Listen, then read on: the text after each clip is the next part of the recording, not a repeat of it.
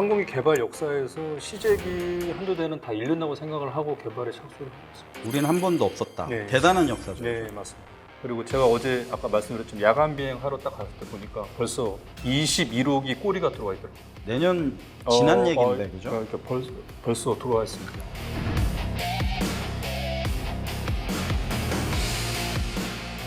아 맞아, 최강 공부가 안 된다고 뭐. 저희가 ROC가 좀 강화가 돼가지고 이제 아시잖아요, 버드 스트라이크 거기에 되게 진짜 무슨 타조만한 새가 부딪혀도 튕겨나간 에이, 작은 타조. 에이, 칠면. 에이. 근데 그러려면 이게 이 안에 이 프레임이 두꺼워야 돼요. 두꺼운데 이 캐노피 왜곡률도 맞추려고 하면 이게 상당한 튜닝 장인처럼 하는 것 같아요, 지금. 그래서 이제 거기도 저희 ROC를 잘 못 맞추는 것도 있고요.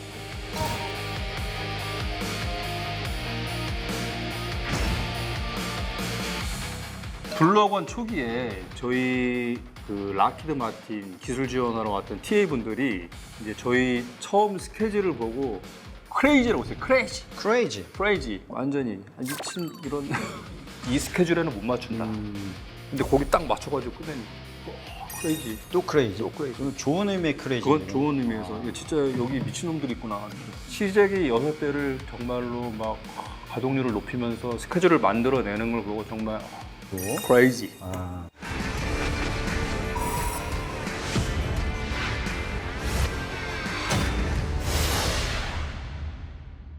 강한 무기가 강한 나라를 만듭니다. 세계가 주목하는 대한민국의 국방력을 파헤치는 시간. 리얼폰 헤이.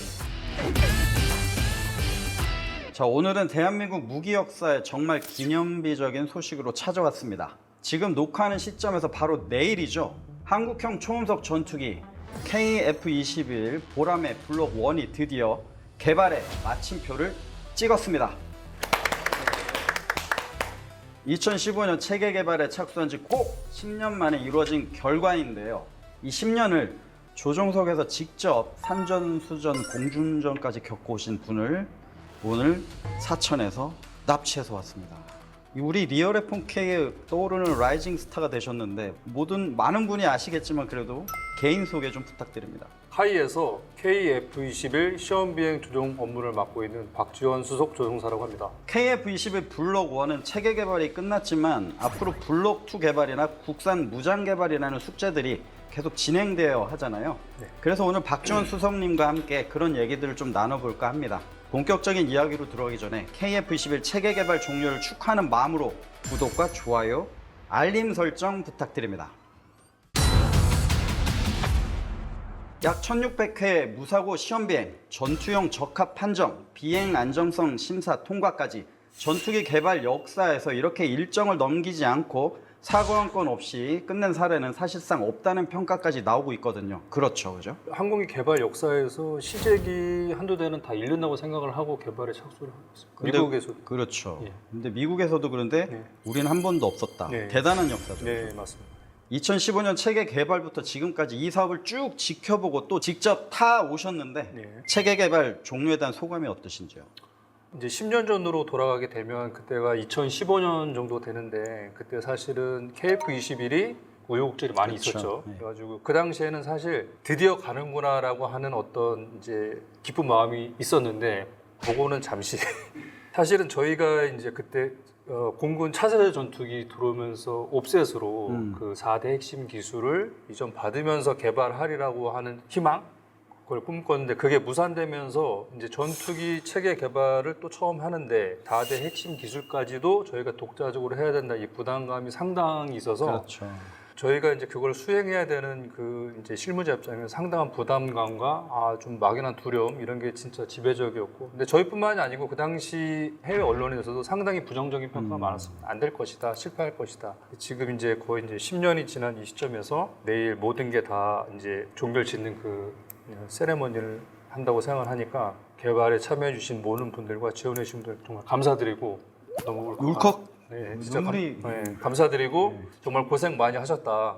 그리고 그분들이 너무 자랑스러운 것 같습니다. 10년이면 강삼도 변한다는데 기체도 정말 많이 변했을 것 같아요. 초반에 보면 시제기들 양상부터 달랐는데 거기서 선택하고 15, 25, 35, 45 막 이렇게 나오잖아요. 예. 10년이기 때문에 기체도 실험하면서 많이 바뀌었을 것 같은데 개발이 끝난 지금에서 기체 양상 형상이 어떻게 바뀌었는지.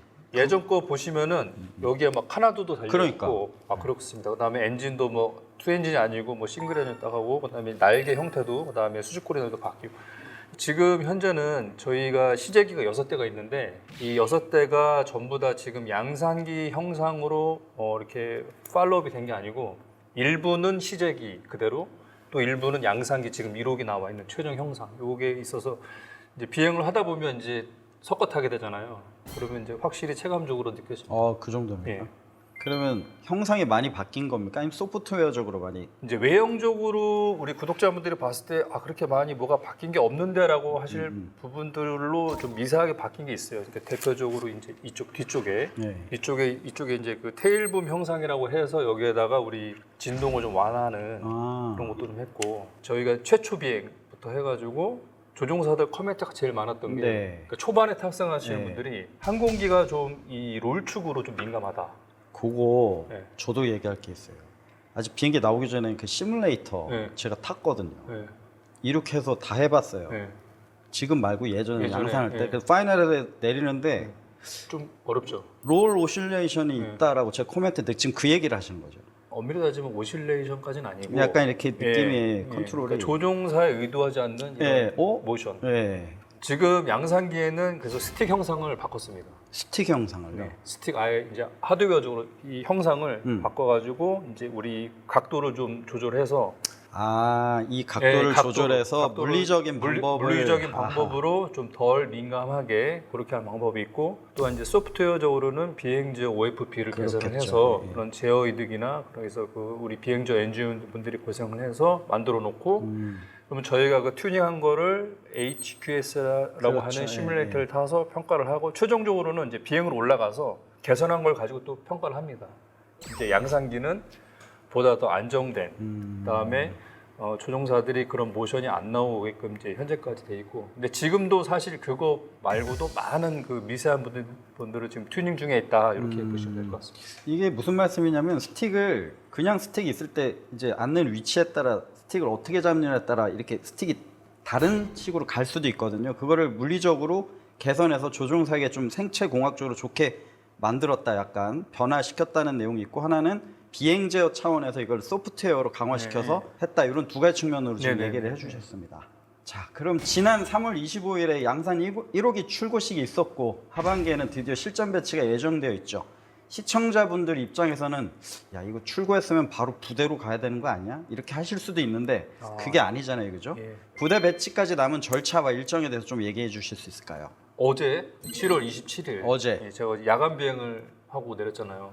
지금 야간 비행하고 오늘 올라온 거예요? 예, 야간 비행하고 이제 오늘 아침에 올라와서 이제 방송을 하고 있는데 어제 이제 저희 같은 편조의 그 양산 1호기 네. 공군에게 인도될 KFX 1호기가 야간 비행을 했습니다. 이제 공군 측에서 수행하는 이제 수락 비행 절차라고 합니다.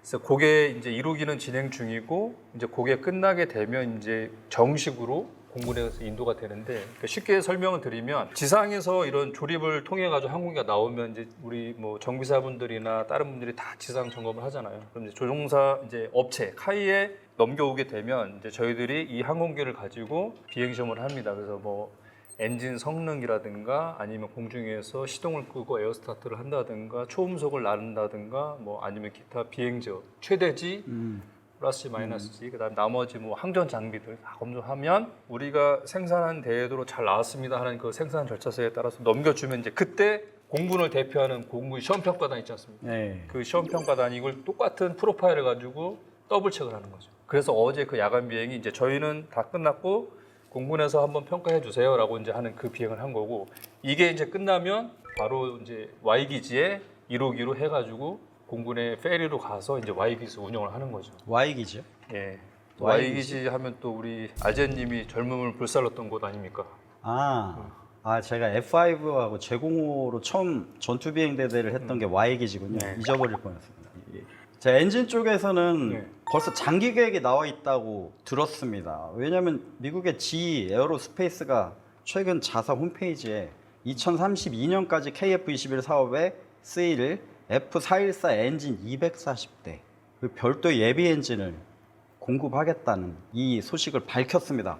엔진이 240대면 쌍발 엔진이니까 120대에 대한 분량을 지금 얘기했다고 볼 수 있는데요. 네. 그러면 기체 쪽은 이 분량을 따라갈 수 있는지 연간 생산 능력이랑 최초 양산 40대 인도 일정 지금 계획대로 카이에서 가고 있는지 궁금합니다. 다다음 달부터 1호기부터 해가지고 연말까지 총 8대. 27년 정도 요맘때쯤 되면은 이제 나머지 12대.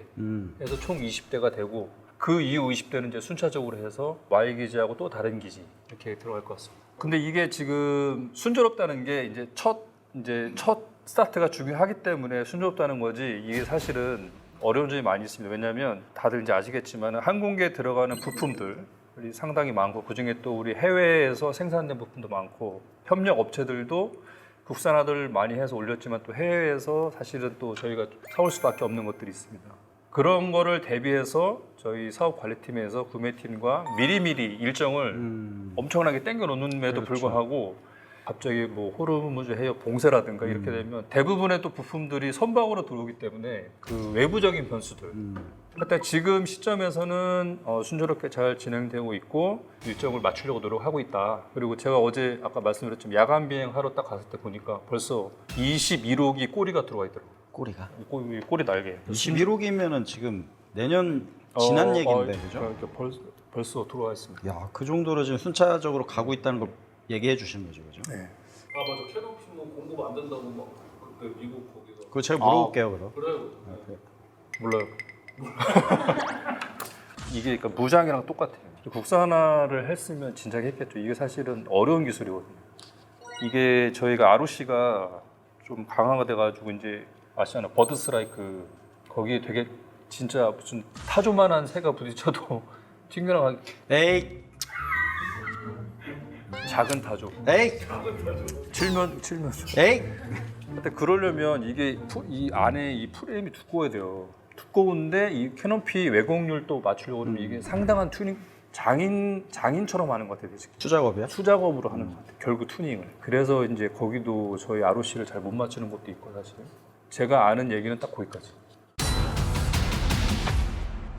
지금 KF-21 공대공 무장을 보면 단거리 공대공은 독일 IRIST, 장거리는 유럽의 MBDA 미티어가 장착되는데 미티어 같은 경우는 한 발에 40억 원 얘기가 나올 정도로 고가이죠. 네. KF-21 수출할 때 유럽에서 이거 가지고 딴지를 걸 수도 있겠는데 이런 얘기도 나오죠, 그죠? 네, 그러다 보니 이 공대공 미사일도 우리가 국산화해야 되지 않느냐 이런 얘기가 나오는데 먼저 단거리 공대공 미사일. 이게 사실은 KF-21을 우리가 전투기를 가야겠다는 가장 큰 목적이 뭐냐면 이 독자적인 전투기 플랫폼이 있어야만 그 무장 개발이 되는 거예요. 예.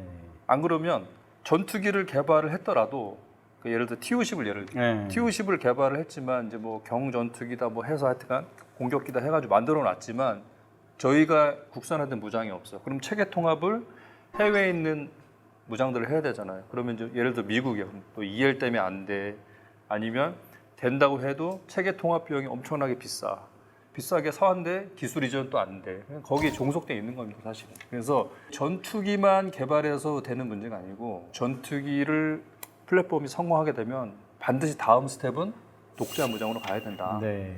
이런 거를 이제 저희들이 사실은 TU-10 계열, FA-50 계열을 개발하면서 지금도 사실 저희들의 뼈아픈 하나의 이제 교훈인 거죠. 그렇죠. 예를 들어서 폴란드나 말레이시아를 예를 들면 앞남은 중거리 공대공 미사일을 달아달라, 뭐 공중구비를 해달라는 거 보면 벌써 그 시장의 판도가 그렇게 주도가 되고 있는 겁니다. 근데 거기서 저희가 그런 미사일이 개발되어 있고 하면은 언제든지 저희가 장착해서 발전하는데 그런 게 이제 어려운 거죠. 왜냐하면 또 이 다른 업체에 가서 업체와 체계 통합을 하고 또 미국 같은 건 정부 의회 승인을 또 받아야 그렇죠. 되는 이런 어려움들이 있어서 처음에 KF-12를 독자 개발을 한다고 선언을 하고 선포를 했을 때 주변에 아마 많은 분들은 당연하게 공대공, 공대지 무장도 국산을 해야 되지 않겠느냐. 지금 진행 중인 것으로 알고 있습니다. 네. 예, 국가연에서 주도하고 뭐 협력업체 LIG나 뭐 하나에서 같이 하는 걸로 알고 있는데 유도탄 사업 2는 이제 IRST 요거를 이제 대처하기 위해서 이제 동일한 라운처에다가 공유해가지고 설계 최소화 그 다음에 그것을 통해서 개발 일정을 뭐 지연되지 않도록 하는 게 있고 그 성능은 어느 정도 성능으로 좀 가고 있나요?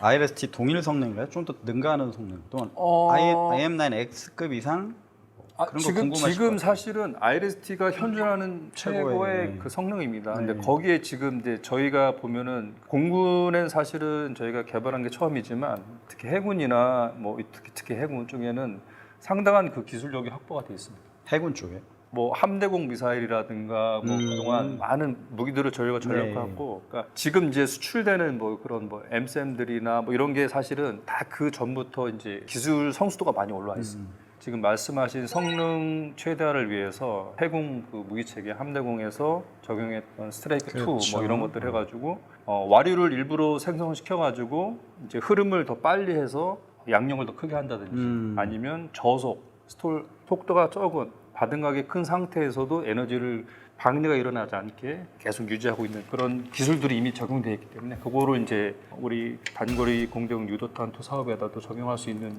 계획이 있는 걸로 알고 있습니다. 지금 무슨 말씀을 하셨냐면 항공 역학적으로 실속이라는 영역이 있어요. 이게 실속이라는 게 속도가 떨어져서 세퍼레이션 공기가 날개면으로부터 그 미사일에도 날개가 있거든요. 거기서부터 분리 현상이 일어나도 실속이 일어나는데 반대로 일부러 거기다 기술을 넣어서 분리를 처음부터 주면 엄청난 에너지가 지나가기 때문에 더 실속에 안 빠지게 하는 그런 기술들이 들어가고 있다. 그건 기존에 있었던 미사일보다 이제 공대공 미사일로 업그레이드 되고 있다라고 지금 말씀을 하시고, 그게 기본은 우리 K 웨폰 기존에 만들었던 미사일 가지고 지금 업그레이드를 하는데 해군 무기로 많이 하고 있다. 이 말이 일리가 있는 게요. 다른 나라를 보면 미국에도 지대공 또는 함대공 미사일 SM2, SM6 이런 게 공대공으로 합니다. 엄청난 장거리 미사일. 그래서 중국과 미국 간의 미사일 패권에서도 공대공 미사일을 해군 미사일로 가져옵니다. 즉 그런 비슷한 설계 개념을 가지고 간다라고 이해를 하시면 될 것 같습니다. 근데 제가 느끼는 거는 그런 미사일도 좋은데 그 미사일을 쓸 수 있으려면 헬멧 마운티드 사이트를 연동을 시켜야 되잖아요. 그런 계획은 없나요? 그거는 거의 필수죠. 네. 왜냐하면은 이 미사일은 그런 성능이 되어 있기 때문에 하이 오프 보어 사이트 그렇죠. 해가지고 지금 IRST도 그런 해서 저희 HMD 착용을 해가지고 윙라인 한 거의 90도까지도 해서 저희가 보고 쏘게 되면은 미사일이 그렇게 기동을 이제 우리 단거리 공대공 유도탄 투 사업 같은 경우에는 기동 성능도 뭐 50G 이상 나오고 50G. 하이 오프 보어 사이트 능력도 해서 여기서 쏴가지고 HMD로 락혼하면 미사일이 날아가서 그렇죠. 후방까지도 날아갈 수 있게. 그래서 지금 IRST 동등 이상의 성능을 구현해서 독자 개발하는 그 계획으로 저는 알고 있습니다. 블록원 초기에 저희 그 락히드 마틴 기술 지원하러 왔던 TA 분들이 이제 저희 처음 스케줄을 보고 크레이지라고 했어요. 크레이지. 완전히 미친 이런. 이거 왜냐하면 락히드가 기술이 없는 것도 아니고 노하우도 없는 것도 아니고 벌써 이제 F-22, 35까지 다 만들었잖아요. 이 사람들이 봤을 때는 초반에 이 비행 스케줄이 가장 위험하고 뭔지 모르는 그 이제 그러니까 안전, 그러니까 불안 요소들이 굉장히 많다고. 그렇죠. 예. 그래서 시제기도 많이 잃어봤기 때문에 처음에 왔는데 우리는 비행 소티를 하고 분석하고 그 다음날 비행이 또 나와. 근데 자기네들은 한 소티하고 4, 5일을 분석을 한대. 처음에 그래서 스케줄을 보고 그 대표 하시는 분이 와서 진짜 크레이지. 안 된다고 막. 그래서 누가 이겼어요? 그래가지고 이제 접점을 찾았죠. 조금 그래서 이틀 쉬었어요. 예, 좀 쉬고 이렇게 해서 초반에 좀. 근데 그분들은 사실은 그런 항공기를 잃었던 노하우들이 있기 그렇죠. 때문에 예. 초반에 이렇게 무리하지 마라 이렇게 하고 가셨는데 그분이 가시면서 크레이지. 아니 크레이지라고 또 크레이지라고 그랬어. 왜냐하면 또? 왜 이게 더 연장이 될 거라고 다 내부적으로 생각을 했던 것 같아요.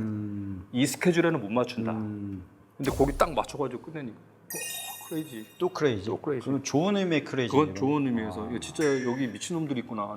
시제기 6대를 정말로 막 가동률을 높이면서 스케줄을 만들어내는 걸 보고 정말 초반부 크레이지는 여러분 삐삐 처리해 주시고 나중 크레이지는 좋은 얘기로. 크레이지. 여기 아까 비행이 그러니까, 미치고 네, 다 그만큼 이제 그 프로페셔널 하면서도 열정이 있다는 거죠. 앞으로 크레이지는 좋은 의미로 쓰는 걸로 한번 정리를 하겠습니다.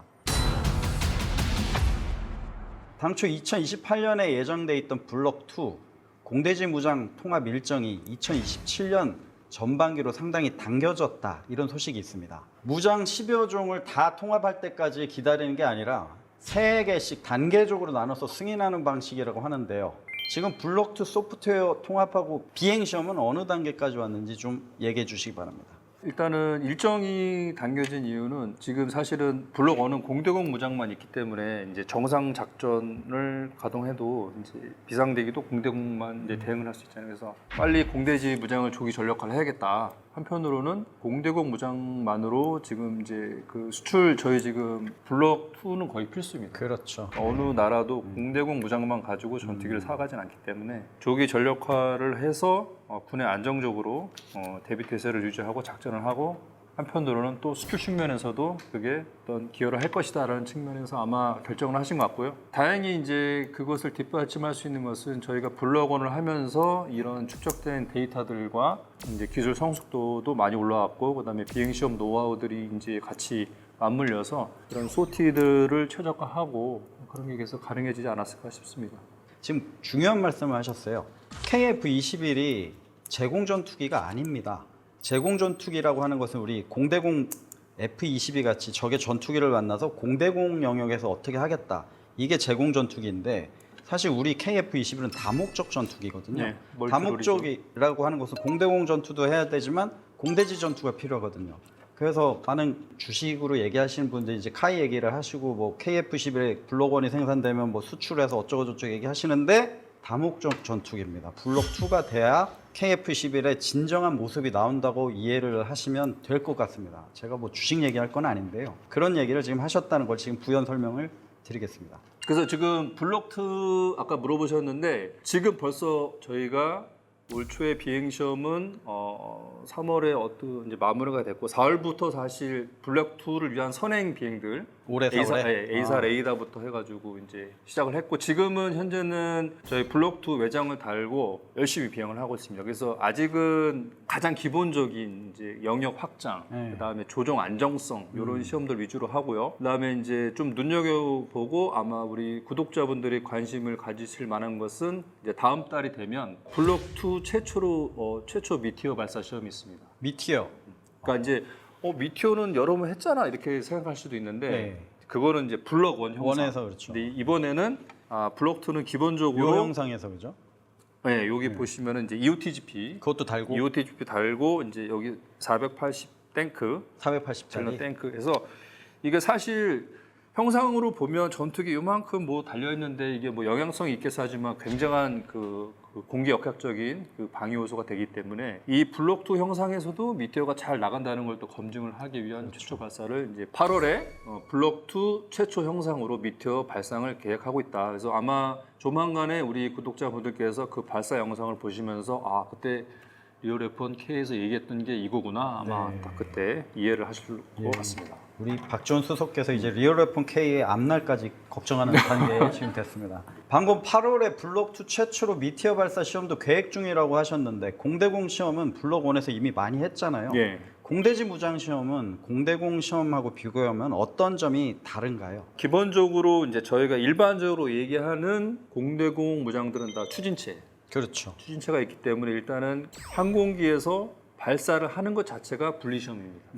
근데 공대지 무장 같은 경우에 이제 뭐 천룡은 제외하고 공대지 무장 같은 경우에는 거기서 별도의 분리를 하고 투하가 되는 그렇죠. 거죠. 그게 좀 다르고 그리고 특히 미티어 같은 경우에 저희가 좀 어려운 게 뭐냐면 추진체가 있으니까 사거리가 또 길잖아요. 그러면 저희가 확보해야 될 군 공역, 그 다음에 사격장, 그 다음에 또 안전구역, 그 다음에 해상 소개, 그리고 표적을 띄워서 또 그 드론이 대기하고 그러니까 드론도 이제 또 그날 이제 상태가 좋아야 되고 여러 가지 고려해야 될 게 엄청 많고 변수가 많습니다.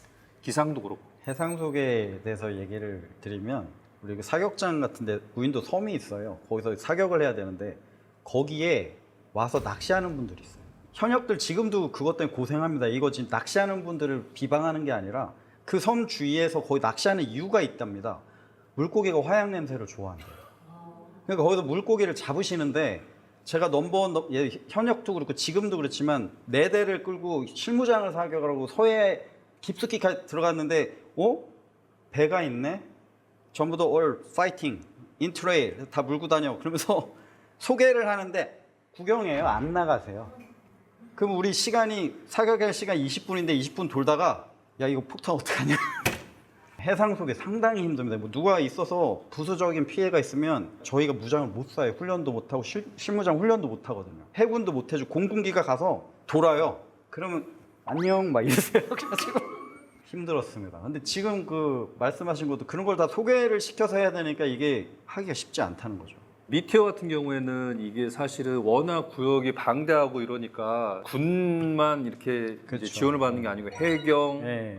국가연 또 민간 선박을 또 계약을 맺어서 이제 그분들을 또 어업 단속을 또 이렇게 할 수 있게 시키시죠. 해가지고 되게 광범위한 그런 작업이 이제 밑에서 이루어지고 이제 그렇게 했는데 날씨가 안 좋아서 항공기가 또 못 못해. 뜨면 네. 또 이게 일정이 속상하죠. 해서 예. 되게 하여튼간 좀 그런 부분이 사실 공대공 시험은 좀 애로사항이 있다. 요렇게 좀 차이가 있고 그렇다고 그러면 공대지 시험은 좀 상대적으로 쉬운 거 아니야 라고 하실 수 있는데 그것도 다른 얘기입니다. 천령 같은 경우에도 사실은 공대공 시험하고 똑같은 거예요. 표적의 드로닝이냐 아니면 이제 그 표적이 이제 뭐 섬이냐 이제 공대지 사격장이냐. 왜냐면 천령도 이제 거기서 사거리가 있기 때문에 자체 엔진으로 날아가잖아요. 그래서 이게 천령은 이제 거의 공대공 시험이라고 보시면 되고. 시험 평가 중에 그럼 이런 질문을 할 것 같아요.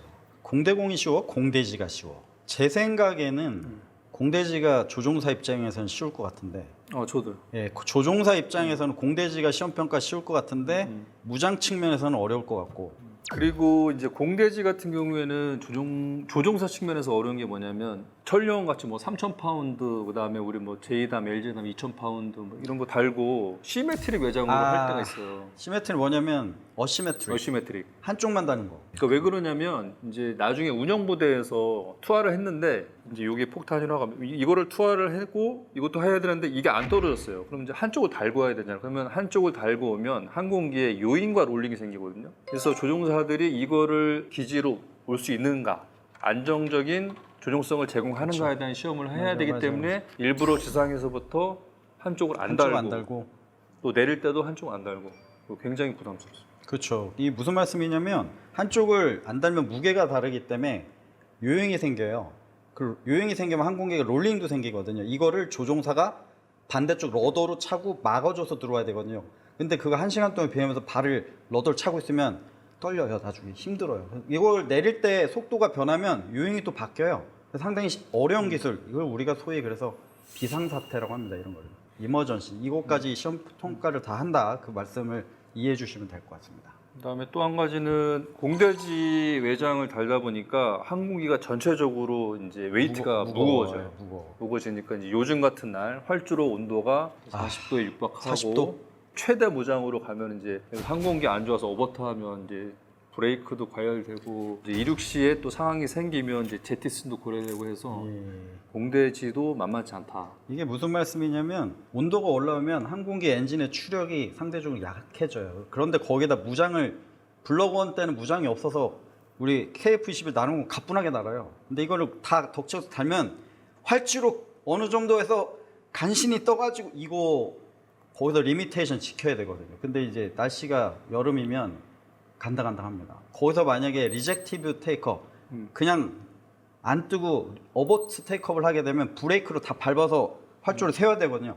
브레이크 터질 수도 있어요. 타이어 터질 수도. 근데 그런 말씀을 지금 하시는 건데 공대지 무장이 왜 그래라고 하시는데 이미 탱크가 우리 370이 아니라 480짜리를 달고 있잖아요. 이 무게가 엄청납니다. 이거 공대지를 달기 이전에 나머지 공대지 무장 하면 아까 3,000파운드 두 발, 2,000파운드 두 발 이렇게 플러스 되거든요. 이거 조종성이 상당히 안 좋아요.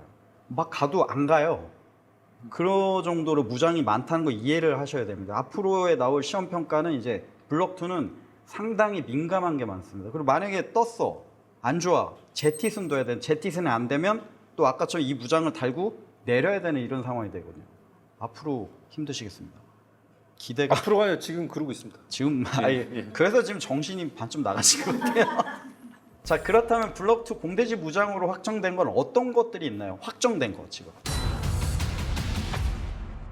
지금 공군에서 많이 운영하고 있는 500파운드, 2000파운드급 뭐 제이담 시리즈, 그다음에 LJ담, 레이저 가이드 폭탄이라는 GBU 계열도 있고, 그다음에 KGGB, KGGB. 우리 이제 ADD에서 개발한 이제 500파운드급 이제 일반 폭탄에다 GPS를 해가지고 그것도 사거리가 꽤 나가요. 네.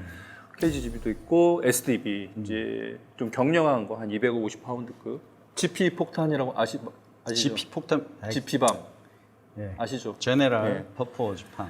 그래서 일반 폭탄이라고 불리는 이제 MK 계열들 네. 그거 또 이제 하고 그다음에 이제 지금 한참 개발 FA50에서 장착해서 시험하고 있는 철룡. 철룡 나왔습니다. 예. 네. 그래서 이런 게 이제 그 무장으로 이제 확정이 됐고 이제 그 무장 조합 컨비네이션을 하는데 그 무장 조합을 가지고 이제 이러이러한 형상으로 시험을 할 것이다라는 지금 계획이 쫙 서 있고 500파운드, 2000파운드급으로 해서 지금 현재는 시메트릭으로 시메트릭을 먼저 하고 예, 먼저 시메트릭 같이 단다. 예, 어시메트는 한쪽 없다. 예. 그거 이해하시면 되고요. 그거에 가려져 있긴 한데 더 중요한 거는 뭐냐면 이제 이 시험은 이제 그런 또 조종성적인 측면이 있지만 나중에 센서나 실제 네. 투하를 하기 위해서는 그렇죠. A사 레이더와 연동 그렇죠. 그다음에 뭐 IRST 공대지 레이더 그거와 같이 병행해가지고 그래서 그래야만 이제 공대지 블락 2가 완성이 되니까 그래서 그 시험도 열심히 하고 있습니다. 무장은 알겠는데 거기에 센서들이 어느 정도 준비가 되고 있는지 그게 궁금해요. 왜냐하면 A사 레이더 공대지 매핑도 해야 될 것이고 타겟팅도 해야 되고 거기다 EOTGP가 LJ담 얘기하셨는데 그걸 물으려면 TGP도 어느 정도 돼야 네. 되고 그죠?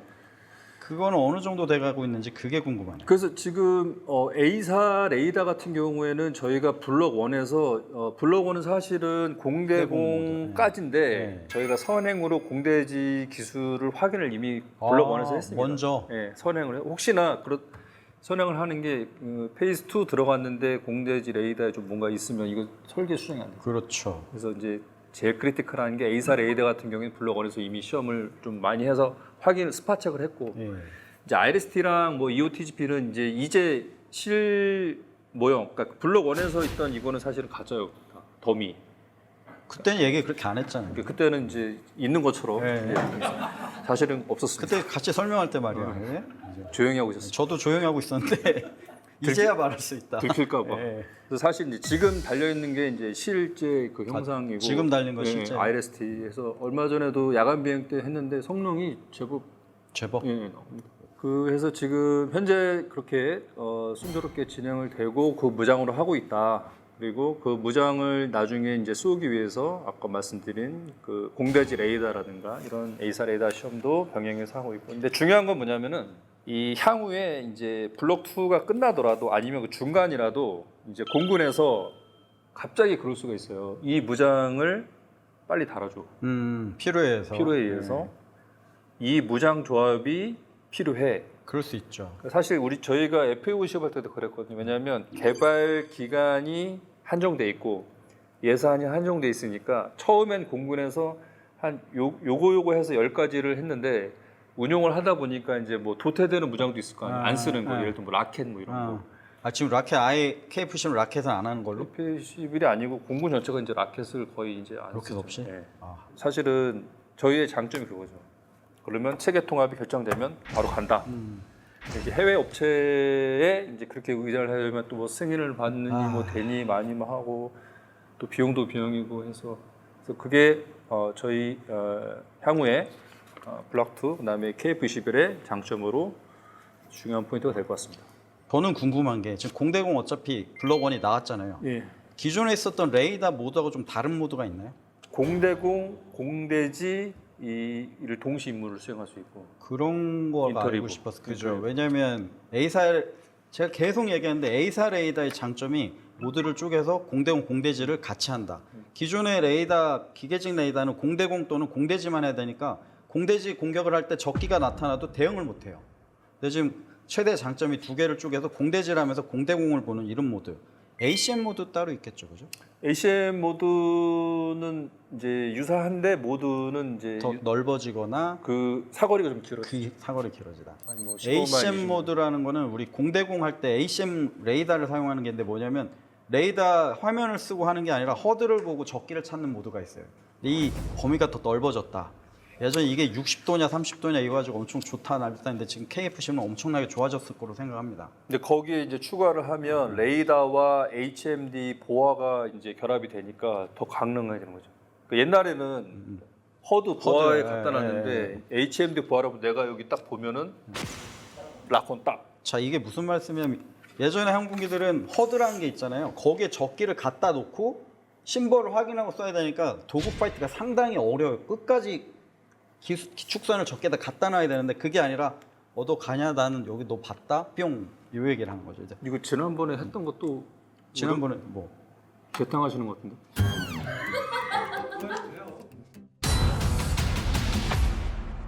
국산무장말 나온 김에 우리 철룡 아까 잠깐 얘기하셨는데 철룡 얘기를 좀 해볼까요? 철룡은 KF-21 무장이라면서 왜 시험병은 FA50으로 하는지 이거 아동학대 아니냐 이런 얘기 나오는데 일단 요게 사실은 비하인드 스토리가 있습니다. 비하인드. 또 들어야죠 우리가. 철룡이 이제 실제 가서 보시게 되면은 엄청나게 커요. 거의 무슨 전봇대만한. 그래서 FA50 보면 야이씨 유치원생한테 이런 거 줘도 돼? 뭐 이런 아동학대 네. 얘기가 나오는 게 거기에 있는데 그래서 초창기엔 그래서 저희 공군이 운영하는 F4 팬텀 2 거기서 했었죠. 거기에 이제 장착을 해서 이제 초창기 지상 시험도 하고 비행 시험도 일부 했어요. 근데 이제 이게 문제가 F4가 이제 페이드아웃이 페이드아웃 됐죠. 이제 되다 보니까 이제 이 그 작전 수행 그때가 이제 그 롤업 임무였잖아요. 그러니까 그 임무를 해야 되니까 이게 이제 대체 플랫폼을 찾는데 어찌어찌 돌아서 이제 F-20으로 온 거죠. 그래서 F-50 시제기에 달고 이제 시험이 된다 해가지고 이제 시험을 지금까지 하고 있습니다. 가끔 그 F-50 저희가 비행하 나갈 때 저희 경락고가 그때 와 보셨잖아요. 네. F-50 경락고 있고 그 뒤에가 이제 KF-11인데 지난번 갔을 때 거기 이제 F-50에 철룡이 달려 있더라고요. 저도 이제 초창기에 자세히 안 봐가지고 이제 봤더니 엄청 길어요. 거의 항공기 한 이만큼 튀어나왔죠, 그렇게. 사실 이 철룡이 올해 초까지 마음고생이 많이 심했잖아요. 2025년 분리실험 때 철룡이 날개를 보고 목표 지점까지 쭉 타격한 영상이 공개됐는데 이게 엔진이 없었을 때라서 이게 절반의 성공이 아니냐 이런 얘기가 좀 있었는데 지난 1월과 3월 두 차례 기술비행 시험 시에는 실패를 했잖아요. 공중에서 엔진 시동이 안 걸렸다고. 이게 실패 원인하고 지금 보강이 잘 되고 있는지 궁금합니다. 작년에 했던 거, 그거는 이제 분리 시험이라고 하는. 분리 시험. 그러니까 이제 이 항공기로부터 안전하게 분리가 세퍼레이션. 되는 거야. 이제 통상 이제 많은 영상들이 있는데 분리가 되면서 항공기를 치다거나 네. 아니면 분리가 되면서 뒤로 날아가서 같은 편조를 치거나 아니면 분리가 되면서 같이 달려 있는 장착물 뭐 그런 것들이 있어가지고 그런 이제 안전하게 분리가 되는가라는 관점에서 보게 되면 이제 그 시험들은 원래 목적이 분리의 목적이었기 때문에 사실은 뭐 이제 큰 틀에서 보면 절반의 성공이라고 하신 분들 말씀도 맞는 표현이고 이제 개발자들은 분리 시험이 목적이었으니까 그렇죠. 우리는 성공적으로 분리됐다 이렇게 생각을 하시면 되고 올해 2번 안 됐던 거는 분리 시험보다는 이제 분리된 이후에 자체 탄의 성능으로 엔진이 점화가 돼서 정상적으로 작동하면서 비행을 하는가 지정된 경로로 가는가가 사실은 목적이었는데 그게 사실 안 됐죠. 그래서 뭐 원인들은 뭐 이제 크게 뭐 이렇게 나누면 일단은 그 자체 들어가는 그 무장 천룡 안에 들어가 있는 엔진이 이그니션이 좀 안 되는 것과 그다음에 이그니션 잘 됐는데 원인을 불상히 이제 엔진 시동 자체가 점하는 데인데 시동까지 연결이 안 됐다. 시동까지 연결이 안 되고 또 재시동도 안 됐다 이렇게 뭐 그런 정도로 이제 설명을 드리는데 제가 이제 중요하게 보는 포인트는 강제 종료 모드가 성공이 돼가지고 강제 종료 모드. 예, 강제 종료 모드가 있어요. 계획된 대로 안 날아가면은 이제 자폭 장치를 활성화 시켜가지고 이제 공중에서 비행을 종료시키는 거예요. 더 이상 날아가지 못하게. 자체 비행 종료 장치가 정상적으로 작동했구나라는 거를 그 기회에 또 알게 됐다. 검증했다고 저는 그렇게 보고 있습니다. 자 그러면 철룡을 KF-21에 통합하는 작업 이게 난이도가 상중하 중에 어떤 거라고 보시나요? 일단 결론적으로 말씀드리면 저는 상이라고 생각해요. 다른 무장에 비했을 때. 그렇죠. 네. 이게 사실은 저희가 철룡을 갈 때 그 저희가 이제 KGB를 개발했잖아요. 네. 이제 그거는 이제 자체 엔진이 없는 그렇죠. 항공기의 에너지를 가지고 날개를 펴서 글라이딩하는 요즘 활약 많이 하고 있더라고요. 네. 그죠? 가성비 아주 짱이에요. 가성비 훌륭합니다. 이제 전력화를 하면서 기술이 쌓여 있고 그다음에 중요한 거는 이제 저희가 F-15K를 통해서 타우루스 무장 통합을 하면서 사실은 기술 이전까지는 아니지만 거기서 노하우들을 이제 저희들이 그렇겠죠. 습득을 했겠죠. 네. 그래서 그런 것들을 베이스로 해가지고 저희가 이제 소위 말하는 기술 성숙도 통상 이제 한 단계 뭐 이렇게 넘어가야 아 이제 이거는 체계 개발 진입하겠구나라고 이제 평가를 하거든요. 그런 기술들하고 노하우가 깔려 있기 때문에 철령을 갈 수 있다라는 자신감이 있으셨고 해서 지금 개발 중인 걸로 알고 있습니다. 근데 물론 이제 FA50에서 성공적으로 끝나겠지만 이건 또 다른 영역인 게 뭐냐면 KF21은 운영 범위 고도도 훨씬 높고 그다음에 속도도 더 이제 그쵸. 영역도 훨씬 넓은 영역이란 말이죠. 그렇게 되면은 탄의 엔진 입장에서 보면은 더 극한의 환경에서 그렇죠. 작동을 해야 되는 거예요. 예. 고고도로 올라가면 안 좋은 게 일단은 공기가 희박해지니까 공기 흐름이 적은 상태에서 엔진 연소를 해야 되고 그렇죠. 이런 문제가 또 발생되고 물론 이제 나중에 잘 하겠지만 이렇게 쉽게 되진 않을 것 같습니다. 우여곡절이 좀 남 얘기하는 잘하게 당신이 해야 되는 거 아닌가? 그렇더라도 열심히 해서 꼭 체계 통합에 성공하시도록 하겠습니다. 알겠습니다. 이게 아까 이제 이그니션하고 점화 얘기를 하셨는데 그냥 에어스타트 공중에서 시동 걸면 다 되는 거 아니냐가 아닙니다. 다른 비행기 다 시동하는 영역이 있는데 이걸 맞추기가 되게 쉽지 않아요. 속도 얼마가 안 되면 공기압이 안 들어오고 공기 흐름이 정확하지 않기 때문에 이그니션을 해도 엔진에 점화되는데 상당히 시간이 걸리고 연료 분사 문제 이런 게 있어요. 그래서 속도 얼마, 고도 얼마 이런 영역이 있는데 이게 FA50이 하던 영역과 KF21 하는 영역이 다르다 보면 철령 입장에서는 다른 얘기가 되는 이건 또 새로운 환경인데 이거를 이해하시지 못하면 그때는 됐는데 왜 안 돼? 이게 아니라는 겁니다. 이거는 비행기의 문제가 아니라 철령의 문제이기 때문에. 그래서 이 시험 평가를 다시 할 때 아마 그런 어려움이 있을 거다라고 지금 얘기를 하신 거라고 이해를 하시면 될 것 같습니다. 개발이 끝났으니까 다음 스텝은 아마 수출 얘기가 나오겠죠, 그죠? 최근 KF21 수출 전략이 3단계란 얘기를 좀 들은 게 있습니다. 이게 구체화되는 누가 정한 건 아니고요. 이렇게 하다 보니까 3단계 정도가 되더라. 1단계는 이제 우리 동남아 얘기 많이 나오죠. 요즘에 필리핀, 인도네시아, 말레이시아, 태국 얘기가 나오더라고요. 근데 블록1 모델로 수출과 함께 향후 블록2로 성능 개량을 한다. 제가 느낀 거는 블록2로 수출하지 않을까 이런 생각은 드는데 블록1이 수출을 한다는 얘기 들으신 적 있을까요? 일단은 지금 말씀하시는 그 1단계 국가들이 현재 FA50을 운영하고 있죠. 있는 국가들이기 그렇죠. 때문에 차세대 전투기로서 KF-21을 염두해 두는 것은 제가 봤을 때는 사실인 것 같습니다. 예. 이게 사실은 저희가 저렇게 그룹화를 하지만 나라별로 또 요구하는 게 달라요. 틀리죠, 예. 형상도 다르고 그래서 그 디테일은 아마 또 저기에서 세부적으로 나라별로 형상이라든가 무장이라든가 뭐 예를 들어서 인도네시아 같은 경우에는 FA-50에도 뭐 레이더를 원치 않는 그렇죠. 그것도 있고 있는 것도 있고. 태국도 그렇고 4차까지 하면서 항공기별로 형상이 다 달라.